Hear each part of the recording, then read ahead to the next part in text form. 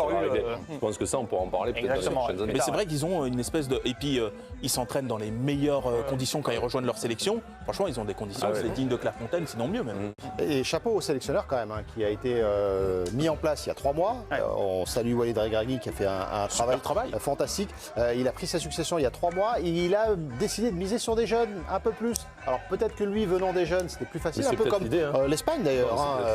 Luis de la Fuente, il a fait pareil avec la sélection espagnole. Il peut avoir de haut de gamme, structurer des centres de formation de haut de gamme, en formant des jeunes joueurs, de mettre le sélectionneur des jeunes pour l'équipe 1, c'est aussi peut-être la continuité de la politique. Avec la Coupe du Monde suivante à domicile en ligne de mire aussi. Lui, il s'est formé en Belgique. Il a entraîné des jeunes en Belgique. Donc il a eu une formation des jeunes en Belgique. Après, il a pris les U20 avec le Maroc.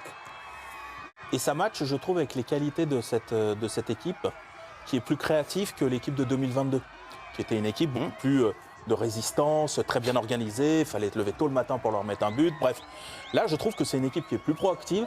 Je pense que c'est un bon développement de ce qu'avait déjà installé Walid Regragui, qui lui avait installé les bases d'une équipe défensive, dure à battre, etc. Et que là, pour aller plus loin, il faut être capable justement de gagner ces matchs-là plus ou moins normalement et tout. Et peut-être que ce coach-là est vachement adapté pour proposer quelque chose d'un peu plus offensif et créatif.